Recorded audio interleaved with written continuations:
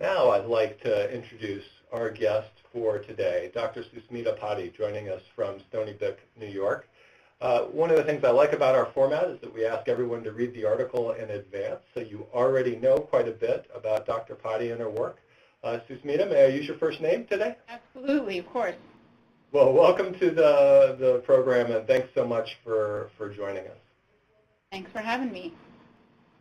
One of the things I like to do early on in each hour is just ask you to take us a little bit into your current work. What's most pressing for you today or this week or this month? How are you pushing your program forward? Sure. Well, we're actually about to expand this program across Suffolk County with a specific focus on patients with asthma. So the program has been in existence since 2011. And we have always taken care of patients with asthma, but this is specific to a New York State initiative that aims to broaden its impact across the county. That sounds fantastic. Congratulations. Thanks. I know from talking to you earlier that your interest in working with disadvantaged families goes way, way back. So now that you've given us that snippet of your current day reality, take us way back in time to how you got so interested in the patients you work with every day very early in your career. Yeah, sure. Well, I think as I shared with you, I'm a daughter of immigrants, well-educated immigrants, but immigrants nonetheless. And so I saw firsthand how they struggled with certain things in terms of navigating the healthcare, education system, those kinds of things. And that carried with me as I went through medical school, where I spent 6 weeks in Puerto Rico working at a migrant farm workers clinic, looking at Puerto Ricans who stayed in Puerto Rico versus those who emigrated to the Hartford urban area, and looking at their food security. And the ones who stayed in Puerto Rico did better. They had better social support. They had the opportunity to grow food, have chickens, those kinds of things. And then when I went to do my residency in Washington Heights, I was up in northern Manhattan. For those of you who know it, it was, at least at that time, very much a high population of Dominican Republic immigrants. And so again, we would see how these families might come, show up for their visit, and not have Medicaid. So the front desk would come and say, well, we can't see them because they don't have Medicaid. And I would get really frustrated with that because the patient had done, one of the most important steps, which was to show up. And their insurance was not active, and that would become a barrier. I know that you have a long-standing interest in the social determinants of health, and you're interested in that topic is evident in what you've said already, but you've also done a lot of research in that area, and I wonder if there are a couple of nuggets of insight from that research that shape what you're doing today.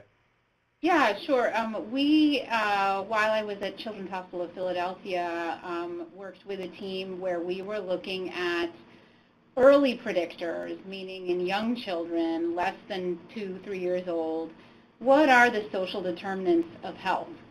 And is there a way to quickly assess those determinants in a way that's not intrusive, in a way that could leverage the power of data that already exists in our administrative systems, our electronic medical records, to quickly identify which children are really high risk for bad outcomes for whatever set of reasons, which ones are sort of in the gray zone, medium risk, and which ones are good to go in the green zone. What would be some of the factors that would put a child in the red zone? Yeah, so red zone is a parent who themselves has medical or psychiatric conditions compromising their ability to care for the child, that parent or caregiver not having good social support. Another marker is, does the child have books in the home or not, and how many books? And then another marker is, does the family have a car that they can use if they need it? So the kinds of things that really allow families to function day to day. at a high level. I love it. The books was a counterintuitive one, but it makes complete sense. Yeah.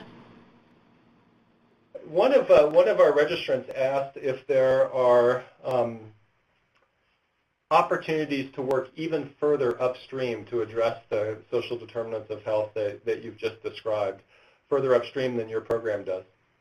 Well, of course. I mean, we all work across the lifespan, right? So if you think about, starting with pregnancy, prenatal care, all of those kinds of things. But again, this is a life cycle. Families work in generations, right? So when are you going to catch the mother? How are you going to make sure that that mother knows what to do, how to access prenatal care? Well, that goes back to, well, how was that particular person, what environment did they grow up in? So this is something that is a continuous process because human beings are dynamic. We change. That's what makes us interesting. I think it's hard for many people, certainly myself included, to walk in the shoes of the families that you work with every day and try and really understand the realities they face in trying to take care of their children. Could you perhaps help us with that a little bit? What are some of the primary barriers to health that the families you work with face?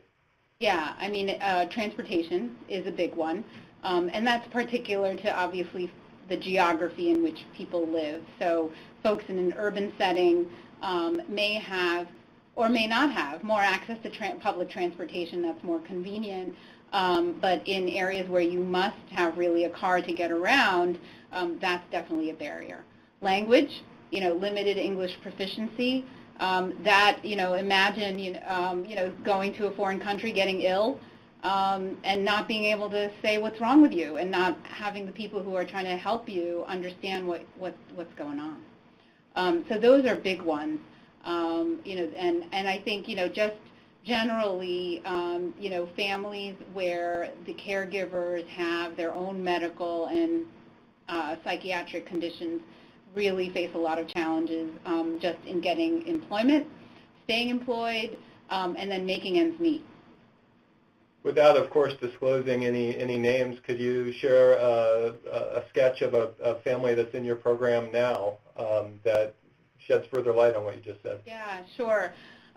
So there's an 11-year-old girl that I saw I've been taking care of for some time, and her mother brought her in for a regular checkup, and it turns out that she was failing in school. There were a lot of conduct problems, behavioral problems in the home between the mother and the child, but also then between the mother, her child, and the neighbors, and then the mother and the school. We were concerned about, depression, suicide, those kinds of things.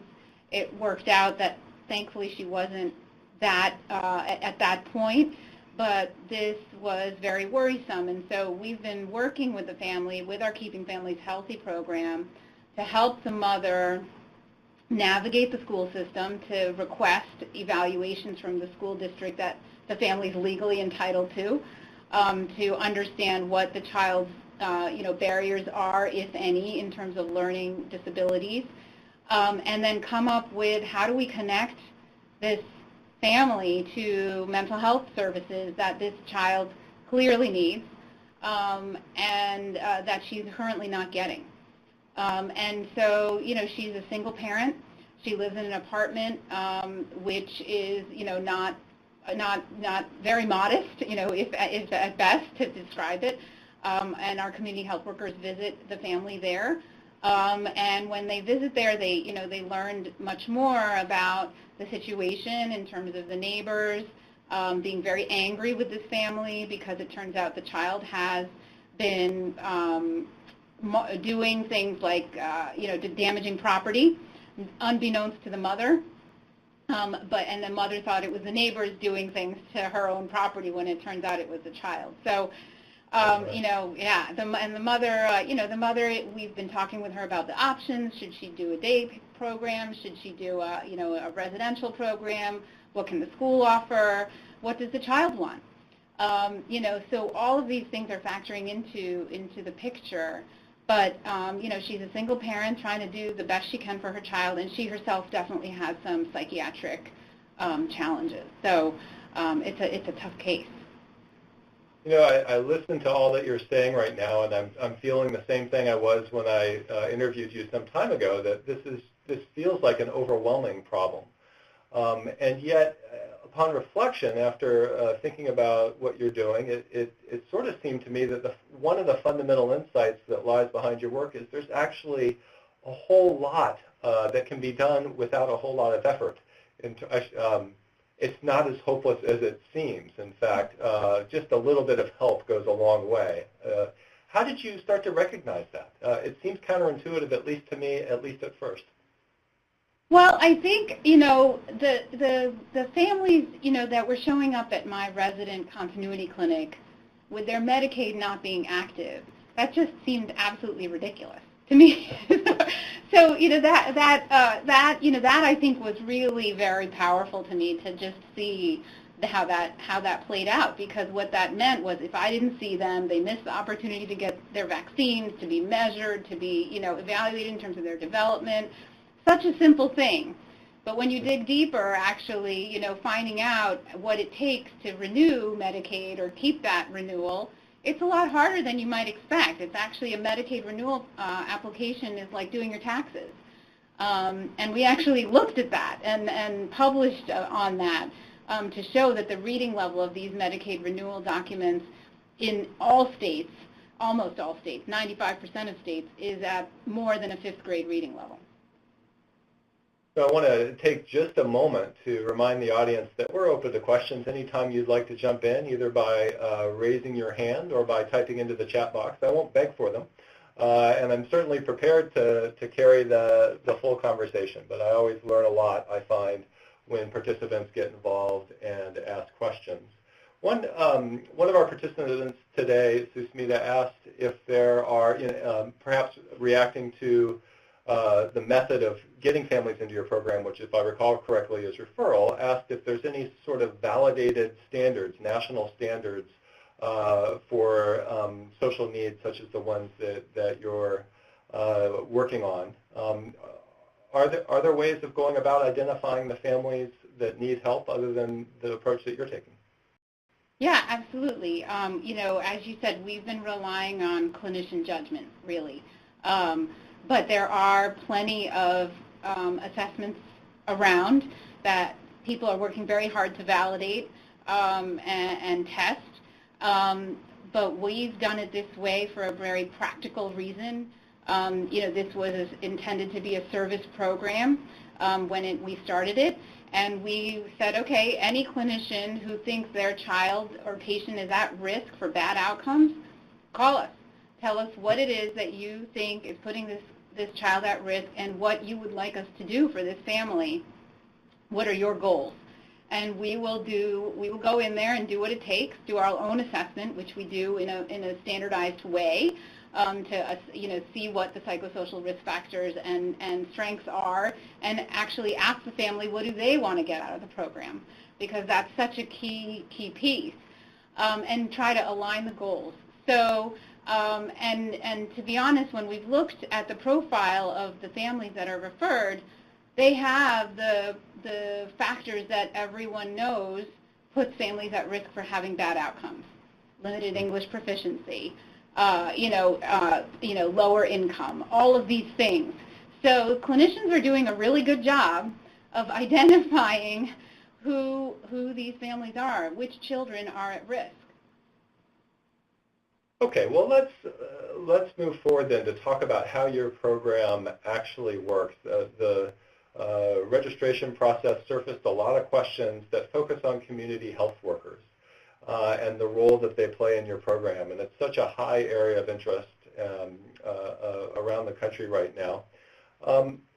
I recall that the Federation of Organizations was critical in helping you get your program started. Share with the audience a little bit about that organization and how you partnered with them. Right. Federation of Organizations is a social welfare agency on Long Island. They originated with working with adults with mental disabilities back 40 years ago. providing peer-to-peer support for those adults. And they, over the years, branched out into providing peer-to-peer support through other mechanisms. They've worked with FEMA, they've worked with the Suffolk County Department of Health. And so when I came to Stony Brook, our organization already had established a link with them to develop a program that would improve primary care access and care coordination. And they had identified Federation of Organizations as a good partner because they had this history of peer-to-peer support and working with the county and FEMA, et cetera, and identifying, recruiting, hiring, training community health workers.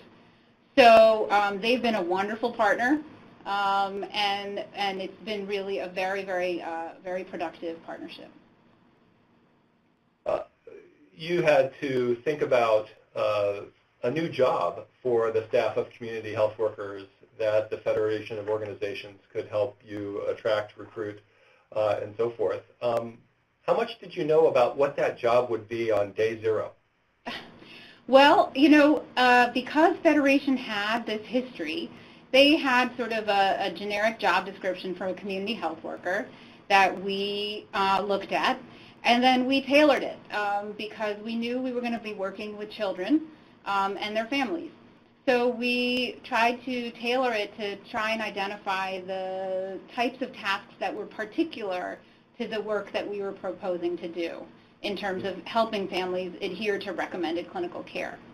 So it really was not, that was definitely not the thing that was time-consuming.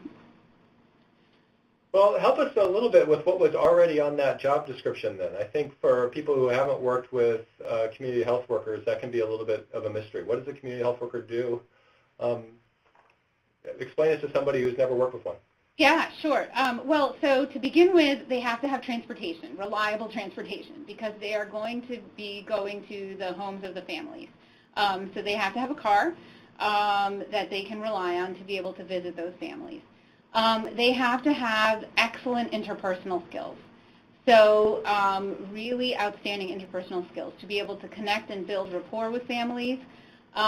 They really being connected to their own community, understanding what those resources are in the community in which they live, because we always try to match community health workers geographically with families in the same area, because it really helps to feel like this is a neighbor, someone around the corner who's offering you a little bit of help to get through the system.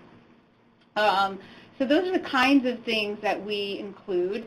We really don't look for things like great writing skills. That's not important. We do look for the ability to use technology effectively, though we will help a little bit with that because we provide them each with tablet PCs that will use, and they'll use a pre-configured database to collect the information, ask the questions, record it, all of that kind of thing. So that's really what we're looking for. Reading between the lines a little bit, it sounds like the number or a top requirement, perhaps not number one, but a very top requirement is being able to walk in the shoes of the people that you're trying to help. The very thing I said I'm sure I struggle with, not living the same kind of life. Yes, 100%.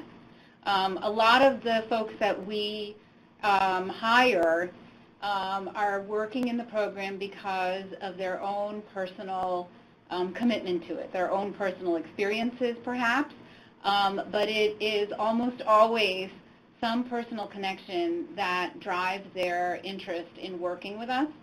And I'm really proud to say that we have a couple of community health workers that have been with us since the beginning of the program, and I don't think they're ever going to leave as long as we can keep running the program. One of our participants today asked what I thought was a really great question about acceptance of community health workers by other medical professionals that have a lot more training. How has that gone for you, and how do you respond to that? Well, the goal of the community health workers and our program is to function as a direct extension of the clinician's office to help the families follow the recommended clinical care plan. we will only work in that capacity. We only take referrals from clinicians, clinicians caring for the child. We do not take referrals from other agencies for exactly that reason. And, the physicians, you've spent, gazillions of years training. I don't really think it's a good use of your time or brain power to be teaching families how to ask for an interpreter or how to organize medical transportation to get to your appointments. And so, I think it's a really big offload because I do think many physicians, most physicians, if not all, enter the profession because they want to help. They want to help people. That's what motivates almost every physician that I've ever met.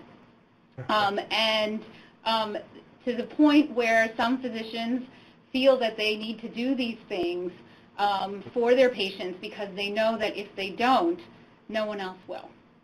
And so I know that as a resident, I was doing these kinds of things when I was training for my families, and I would call social work and I would call, XYZ place to try and help them. But really, that does not need to be something that the physician does, especially when you can have community health workers trained and know the resources in the community inside and out better than the physicians will, because that's really not what the physician is trained to do. Have you found that you can script a great proportion of the work that community health workers need to do, or are they really working more in an interpersonal realm and using their judgment?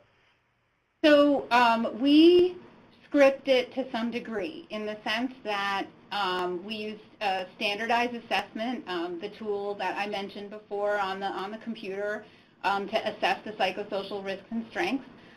So that's, data entry required, hard stops, that sort of stuff. But we also, what we've done is we did a qualitative analysis of our program looking at a sample to identify what are the tasks that community health workers help with most often.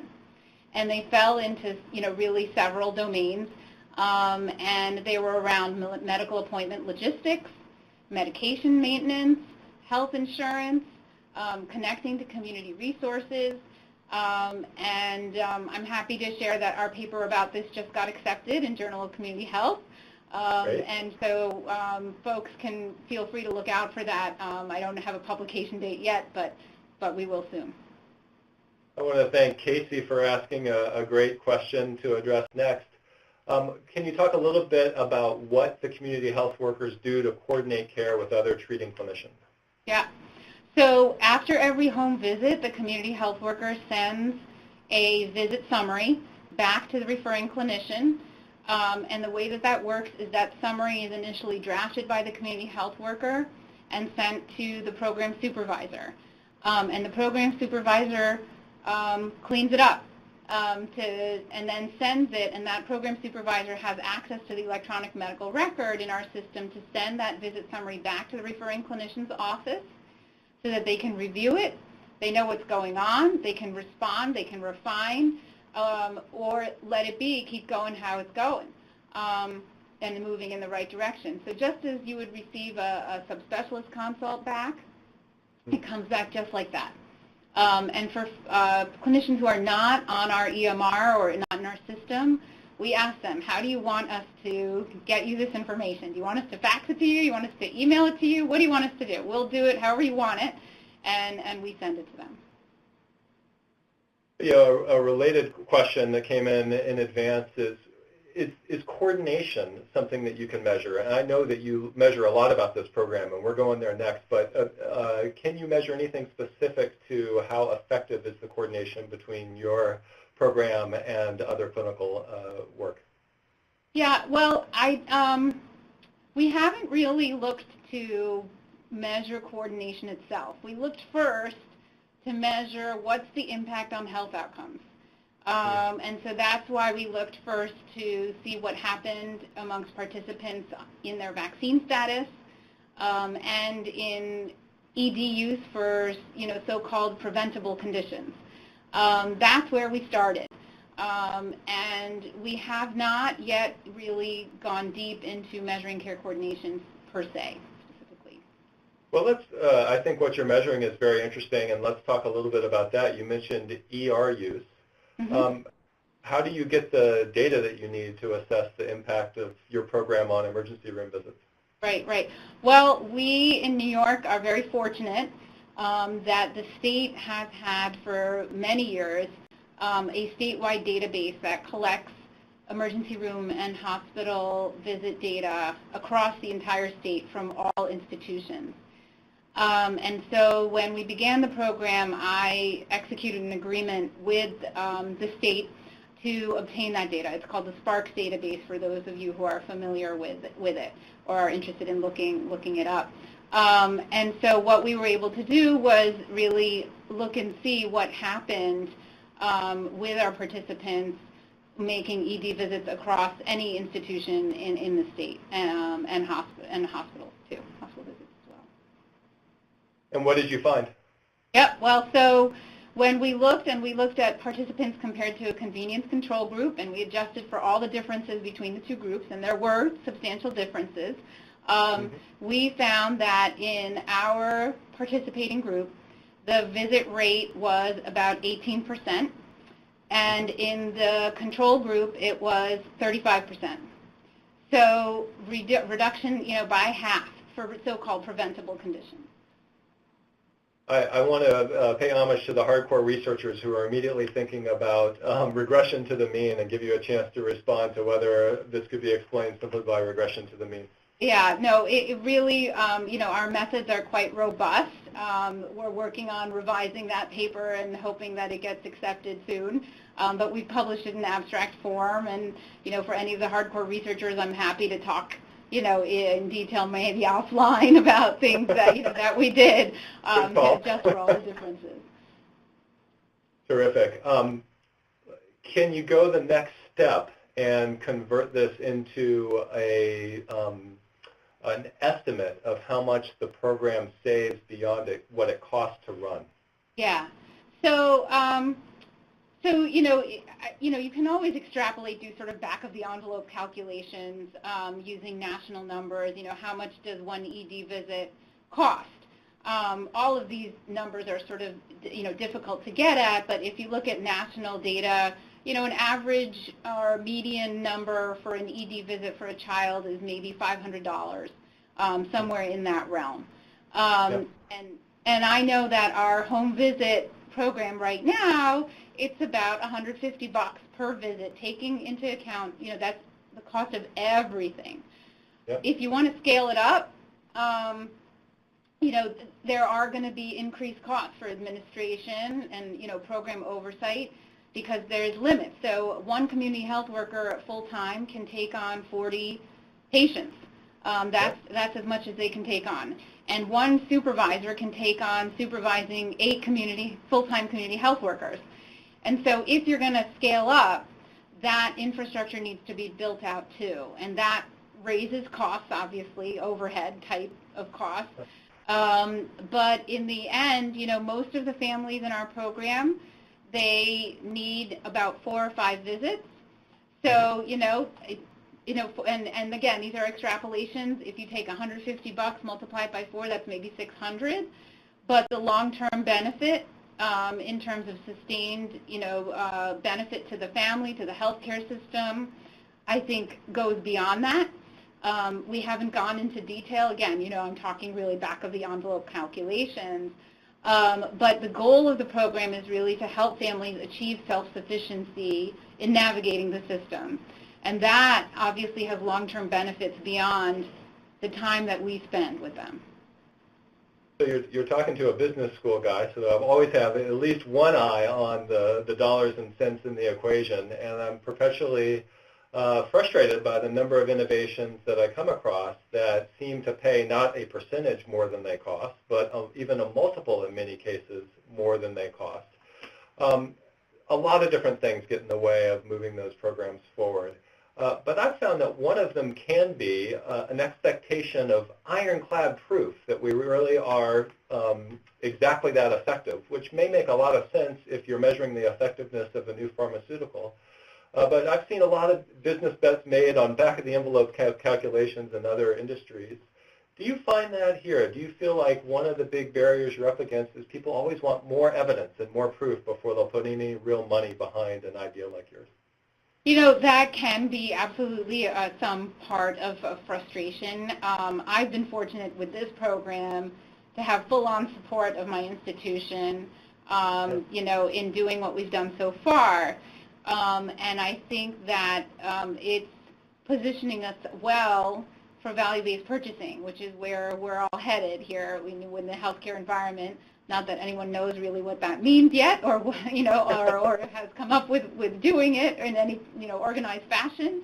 But it is something that I think this is what we can say. We know that this program helps. It helps with outcomes, and we know that if you're not visiting the emergency room as much, that's a good thing for your care.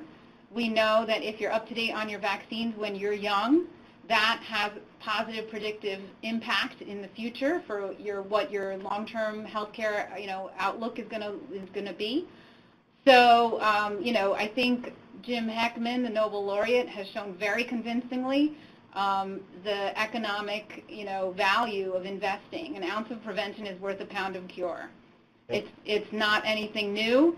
I think it really just needs to be more widely disseminated, these kinds of things.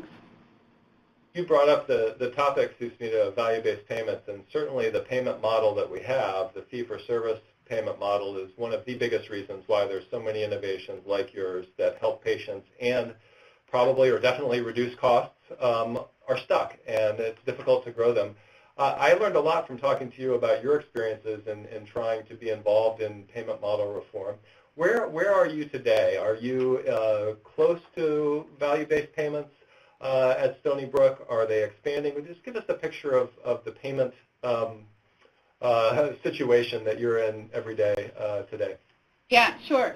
Well, we have a couple of things. We have, as almost I think any academic health center has, payments with some insurers that are in some ways tied to certain metrics, like vaccines being up to date, the so-called HEDIS measures that were really some of the original things that were tied to payment. And we do get some incentive payments for meeting some of those measures. We also get enhanced reimbursement rates because we are patient-centered medical home recognized, through the NCQA, and that's a substantial chunk of change that we get.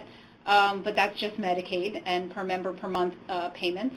I am really interested in partnering with any insurer that would be interested in piloting a new and different so-called value-based payment arrangement where that would include covering the cost of programs like ours. And that we would think about how would that work, what would it look like, try it out, and see what happens. What would be in your proposal to an insurer for a special sort of payment arrangement that helps support your program? Yeah, I would say, okay, let's talk about what population. Let's define the population and define it well in terms of what is it? Is it mostly healthy kids? Is it a whole spectrum? What percent are in the high risk group? Because we know the high risk group costs more to take care of. Well, and then sort of figure out how are you gonna pay for that and tie the payment to that, because for the high risk group they need more, so that's going to have to be covered. Yeah, sometimes when I talk with payers, they will point out how hard it is to get data systems to incorporate the kind of information that is needed to assess outcomes and come up with a value-based payment contract that they're happy with. Has that been something that you've been contending with? Does the data that you're collecting easily translate into, say, EHR data? So it would easily, so we set this up specifically outside the EHR because we knew that to get data out of the EHR in and out was going to be challenging on a number of levels. Number one, we didn't really think community health workers should be poking into the electronic medical record of the patients. That's number one.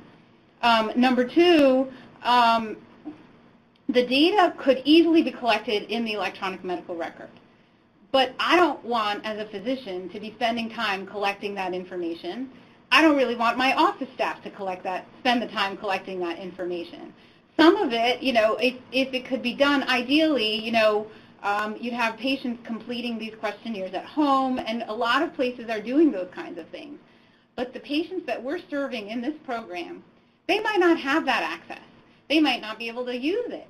They may not be able to read it if they have limited English proficiency. So, all of those things factor in. The data can be collected. It takes effort. It takes resources. And you can get a very robust picture of the patient population, and that's what we've done in this program. For any folks who are interested, we did publish some of those results about the vaccines in the journal Vaccine last year.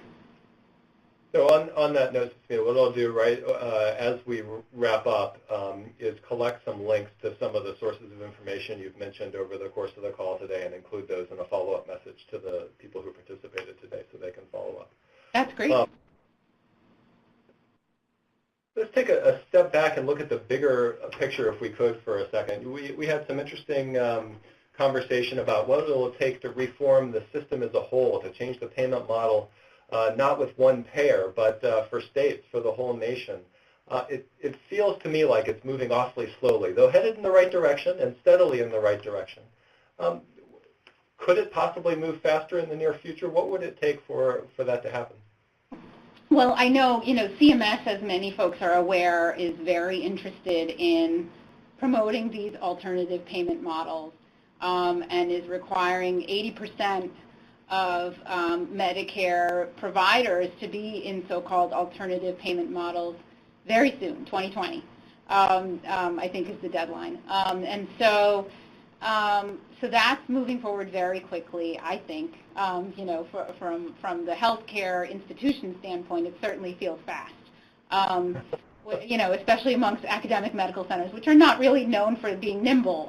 So it's hard for them to be nimble. So that I think is happening. But I think what is more challenging is that I feel that oftentimes the general public is really not aware of how these challenges affect the day-to-day medical care that people are aiming to provide. So that is part of the problem, I think, part of the challenge. I also think that we are at a very particular time in the presidential election. There's a lot of talk around a lot of different opinions about ways in which different populations should be treated. And so there in this country has been a lack of sociopolitical will to really support providing health care for everyone at the same quality, of the same level. That's just not something that's been supported in this country, unlike many other countries, in the rest of the world. A couple of the participants today are interested in what you're doing. They're excited by what they're doing. They'd like to do something on their own, but they're stuck in a fee-for-service environment. One person asked very directly, "Is there any way I could do this a little bit cheaper?" You could try. I don't know. I guess you could try. When we started the program, I was committed to paying a living wage to the community health workers. And so they do get paid a living wage, and they get benefits. I think that's really important. I can tell you that the rest of the cost of the program is really around supporting the program supervisor. And that the rest of us who are involved have been pretty much, for a large part, donating our time. This has been a grant-supported program until now, but for it to sustain, it really does need to become part of the fabric of what we do. And we'll see how that pans out. I hope for the best. I'm a glass half full kind of person. So we'll see how that all works out. I will try and keep my glass half full as well, Susmita, as I ponder the illogic of having to support a program that improves outcomes and reduces costs with grant money and volunteer time. But it is the reality we contend with every day. I want to give you a chance just to reflect on the program and the great work that you've done over the past several years. Share with the audience, if you would, what makes you most proud of the work that Keeping Families Healthy does. Yeah, well, I would start by saying I'm most proud of my team. This has been a team effort, and some of the team members have been on the call, in particular, we've been really fortunate to recruit and retain program staff, the supervisors, our coordinators, who are very talented and committed. Our community health workers are really special people, and they go way above and beyond, for these families because they are so committed. So I think that's what I'm most proud of. And of course, we're so happy when we get, the families who say to us, thank you so much. And then we get families who say, thank you so much, and when I have my next baby, can you come back? So that, I think, is a testament to the program's success. You have a lot of colleagues around the country, other physicians, some of whom are on the phone today, who would like to launch and build a program similar to yours, and that it would be a team dedicated to a particular patient population. Maybe they're facing some struggles that you've faced over the past few years. Is there one or two pieces of advice you'd most like to share with those colleagues? Yeah, the first thing is find a partner organization like the Federation of Organizations. Find one. They will help you get it off the ground because they're just as invested in finding funds to support what they do as you are. So that is one really, I think, important piece. And then, support your staff.